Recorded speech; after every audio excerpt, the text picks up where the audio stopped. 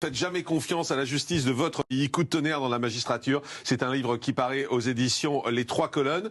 Comment un juge peut dire ça? Parce qu'il connaît le terrain. Parce qu'il a vu de l'intérieur comment ça se passe. Oui, mais vous vous rendez compte le mal que vous faites? Non, c'est une prise de conscience et j'espère que, de toute façon, actuellement, la confiance, c'est au cœur même du débat. Non, mais vous leur tapez dessus en disant qu'on ne peut pas faire confiance à la justice. Mais La tout le justice monde est le politique. sait. La justice...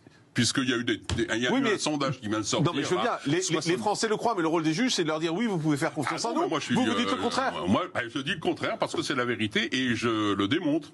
Et je le prouve dans mon livre. J'ai été dessaisi de 11 dossiers dans ma carrière qui intéressaient des personnalités politiques voilà, de premier plan.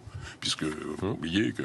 Voilà, bon, vous l'avez vu, donc j'explique dans mon livre comment j'en suis arrivé là, parce que j'ai pas voulu céder. En 89, les révolutionnaires avaient prévu que les juges seraient élus.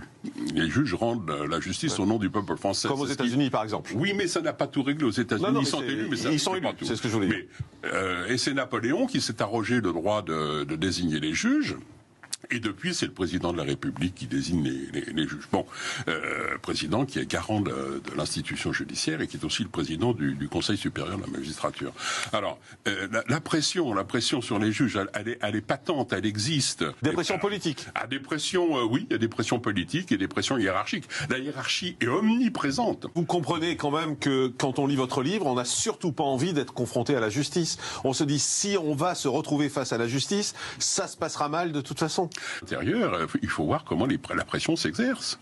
C'est le pouvoir politique qui donne le ton à la justice. Vous nous dites à demi-mot que la justice est rendue à la tête du client. Vous nous dites clairement qu'il y a des pressions politiques. Mais comment vous voulez... Non, mais je sais bien. Mais comment vous voulez qu'on fasse confiance? Ah ben on peut pas faire confiance en Non, mais c'est terrible. Oui, excusez-moi, moi je suis effondré quand j'entends ça. Comment croire en une institution? Je veux bien croire en mon ami, en mon chien, en mon cheval, mais je peux pas croire en une institution qui est ce qu'elle est. L'aléa judiciaire est à ce point large qu'on a plus de chances de gagner au loto que de gagner son procès.